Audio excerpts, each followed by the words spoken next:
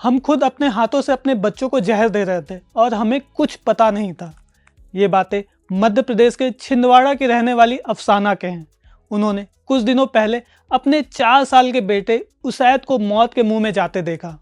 Usaid को हल्के बुखार और खांसी के बाद जब स्थानीय डॉक्टर ने कोल्ड कफ सिरप देने की सलाह दी थी, उसके बाद से ही बच्चे की तबीयत बिगड़ गई। इलाज के लिए अफसाना ने अपने गहने तक गिरवी रख दिए, पर लाख कोशिशों के बाद भी उसैद को बचाया नहीं जा सका। ये कहानी केवल अफसाना और उसके बेटे उसैद की ही नहीं, बल्कि मध्य प्रदेश के छिंदवाड़ा में रहने वाले 15 परिवारों की है। इन परिवारों ने एक सिरप के कारण अपने बच्चों की मौत अपने आंखों के सामने देखी है।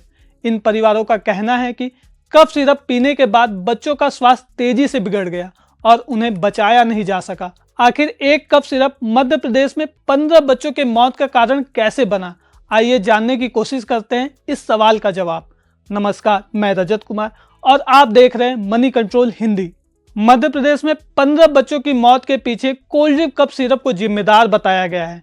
जांच में इस कफ सिरप में कई खतरनाक केमिकल पाए गए हैं। फिलहाल इस कफ सिरप को मध्य प्रदेश, राजस्थान, पंजाब, हरियाणा समेत देश के कई राज्यों में बैन कर दिया गया है। वहीं बच्चों को ये दवा लिखने वाले डॉक्टर प्रवीण सोनी को भी गिरफ्तार कर लिया गया है और कोल्ड कफ सिरप बनाने वाली कंपनी सेसन फार्मास्यूटिकल के खिलाफ FIR दर्ज की गई है। ये कंपनी कांचीपुरम, तमिलनाडु में स्थित है। अब सवाल ये उठता है कि कोल्ड सिरप में ऐसा क्या था जिसने बच्चों के लिए जहर का काम किया। इस सवाल का जवाब जानने से पहले ये जान लेते हैं कि आखिर कफ सिरप बनता कैसे है। खांसी के सिरप बनाने में आमतौर में क्लोरेफिनरमाइन और फेनिलफ्राइन दवाइयों का इस्तेमाल होता है।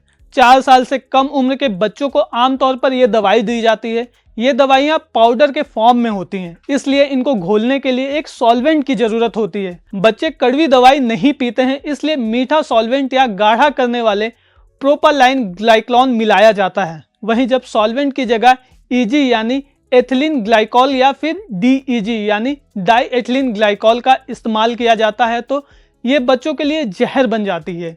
EG और DEG रंगहीन और गंधहीन अल्कोहल हैं, जिनका इस्तेमाल इंडस्ट्री केमिकल की तरह पेंट, स्याही, बॉल पॉइंट पेन वगैरह में होता है। WHO के मानक के अनुसार दवाइयों में EG या DEG इस्तेमाल 0.1% से ज्यादा नहीं होना चाहिए। दवाइयों में इनकी ज्यादा मात्रा में मौजूदगी जहरीली मानी जाती है। जब EG या DEG शरीर में जाते हैं तो टॉक्सिक मेटाबॉलिट्स यानी जहरीले रसायन बनते हैं। इससे किडनी और शरीर के कई अंदरूनी हिस्सों को नुकसान होता है। मध्य प्रदेश में बीते 1 महीने में इस कोल्ड सिरप ने 15 बच्चों की जान ले ली। वहीं 1 अक्टूबर को मध्य प्रदेश सरकार ने तमिलनाडु सरकार को पत्र लिखकर दवा बनाने वाली कंपनी के खिलाफ जांच करने के लिए कहा था। इसके बाद तमिलनाडु के ड्रग कंट्रोल विभाग ने जांच में सेसन फार्मास्यूटिकल्स में बन रही कोल्ड सिरप के मिलावटी होने की पुष्टि की थी। तमिलनाडु ड्रग कंट्रोल विभाग की 2 अक्टूबर की रिपोर्ट के अनुसार कोल्ड सिरप के बैच SR13 को मिलावटी घोषित किया गया।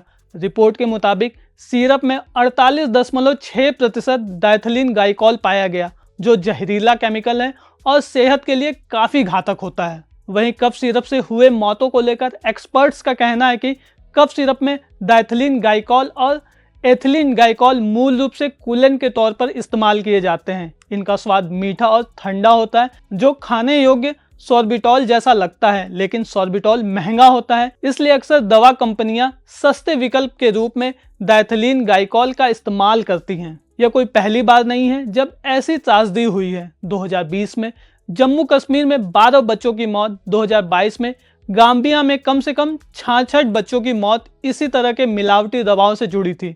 अब मध्य प्रदेश में घटे इस घटना ने कई तरह के सवाल एक बार फिर खड़े कर दिए हैं। आपको ये खबर कैसा लगा, हमें कमेंट बॉक्स में जरूर बताएं। ऐसी खबरों को देखने के लिए आप बने रहें मनी कंट्रोल हिंदी के साथ।